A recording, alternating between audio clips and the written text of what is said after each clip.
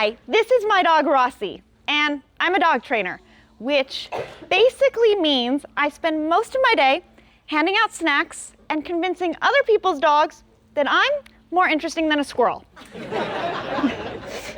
My husband and I, along with our 2 dogs, lost our Altadena home in the Eaton Canyon fire. Today, I'm going to share with you what dog training taught me about rebuilding a home and reclaiming our lives.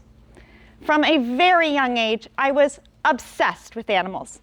I can't think of a birthday I didn't ask for a pony.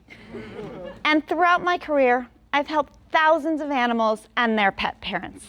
But I never imagined those lessons I taught others would help me as I rebuild my house. When my husband and I lost our home in the Eaton Canyon fire, we didn't just lose a home, we lost a foundation. And oddly enough, that word, foundation, kept coming back to me because that's where every great dog training journey begins too, with a solid foundation. After the fire, I felt everything all at once. Mad, sad, lost, angry, alone. It is a strange combination to wake up to. But as the days passed, I realized that rebuilding, like dog training, doesn't start by fixing everything at once. It starts by finding your footing, one patient step at a time. When I'm training a puppy, the process starts from the ground up. The most basic of basics. You can't rush it. You take small steps. Good. Reward the good. Stay patient through those messy parts.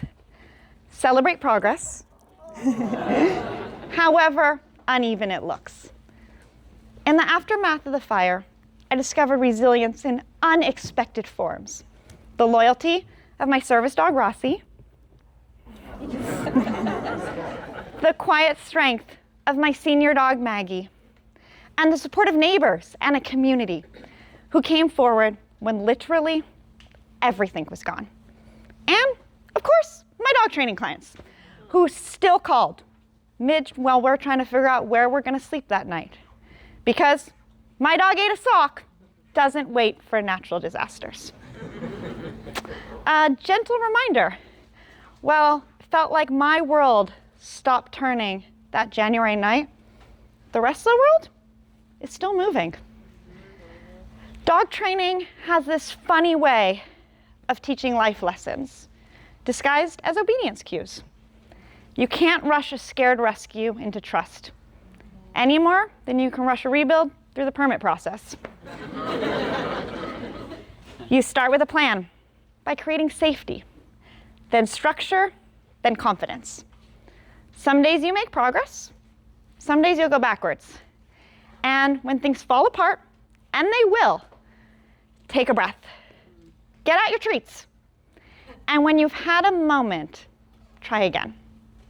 Training reminds me to look for the good instead of the perfect.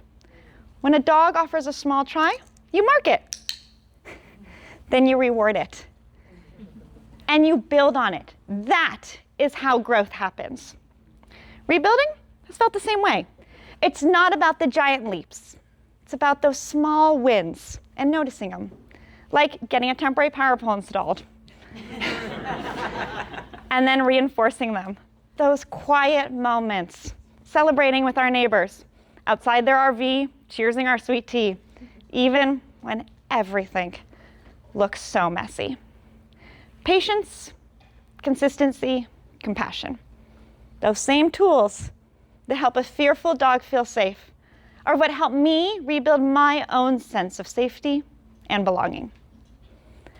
Animals live in the moment so much better than we humans do. Horses change owners, and they thrive perfectly. Shelter dogs leave behind unknown paths, and they build new, full lives. They aren't sitting around missing that one ball from their old yard. They accept, they adapt, and they thrive. When I took my dogs back to my burned down property for the first time, I was nervous about how they would react. Would they be sad? Would they be confused? Instead, Rossi peed on a new weed. And then he took off. Zoomies. Pure joy. See, to him, home wasn't gone. It was still ours. Different? Yeah, it's a big hole in the ground. But it was still home and filled with possibility. That moment reminded me, maybe we humans could learn to live a little more like our animals, accept our surroundings, focus on what's right in front of us that we have, the people we care about, and moving forward with joy. Rebuilding a house or a life from scratch is overwhelming. It's slow, sometimes very lonely, and often chaotic. But like training a dog, it's also filled with surprises, like discovering unexpected strengths, learning patience, and finding small victories that build into something so solid. Along the way, I've learned to stop and smell the plants. Because who needs roses when you have native blooming poppies?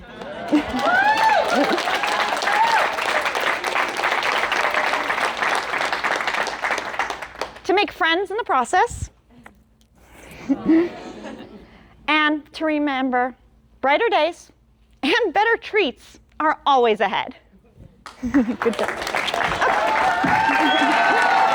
Good job. Good boy, Rusty. You see him? Good job, Rusty Bear.